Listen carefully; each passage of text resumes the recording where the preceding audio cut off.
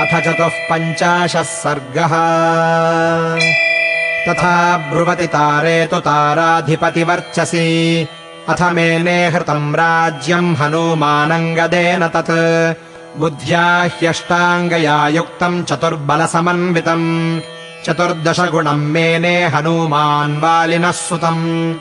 आपूर्यमाणम् शश्वच्च तेजो बलपराक्रमैः शशिनम् शुक्लपक्षादौ वर्धमानमिव श्रिया बृहस्पतिसमम् बुद्ध्या विक्रमे सदृशम् पितुः शुश्रूषमाणम् तारस्य शुक्रस्येव पुरन्दरम् भर्तुरर्थे परिश्रान्तम् सर्वशास्त्रविशारदः अभिसन्धातुमारेभे हनूमानङ्गदम् ततः स चतुर्णामुपायानाम् तृतीयमुपवर्णयन् भेदयामास तान् सर्वान् वानरान् वाक्यसम्पदा तेषु सर्वेषु भिन्नेषु ततो भीषयदङ्गदम् भीषणैर्विविधैर्वाक्यैः कोपोपायसमन्वितैः त्वम् समर्थतरः पित्रा युद्धे तारेय वै ध्रुवम्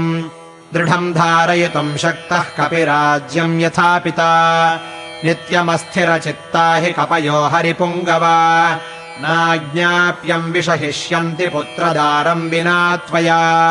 त्वाम् नैते ह्यनुरञ्जेयुः प्रत्यक्षम् प्रवदामि ते यथायम् जाम्बवान् नीलः सुहोत्रश्च महाकपिः न ह्यहम् ते इमे सर्वे सामदानादिभिर्गुणैः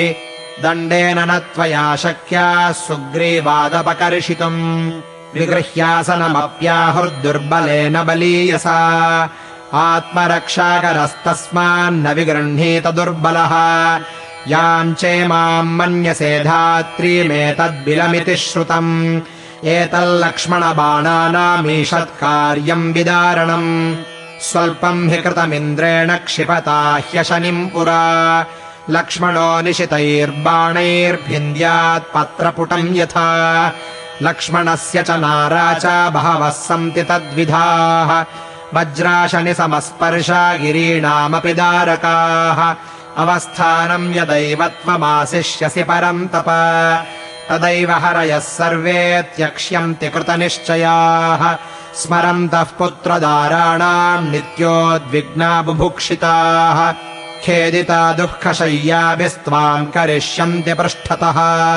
सत्त्वम् हीनः सुहृद्भिश्च हितकामैश्च बन्धुभिः तृणादपि भृशोद्विग्नः स्पन्दमानाद्भविष्यसि न च जातु न हिंस्युस्त्वाम् घोरा लक्ष्मणसायकाः अपवृत्तम् जिघांसन्तो महावेगादुरासदाः अस्माभिस्तु गतम् सार्धम् विनीतवदुपस्थितम् आनुपूर्व्यात्तु सुग्रीवो राज्ये त्वाम् स्थापयिष्यति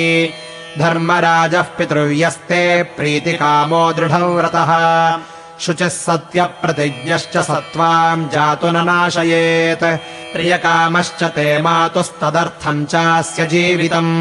तस्यापत्यम् च नास्त्यन्यत्तस्मादङ्गदगम्यताम् इत्यार्षे श्रीमद् रामायणे वाल्मीकीये आदिकाव्ये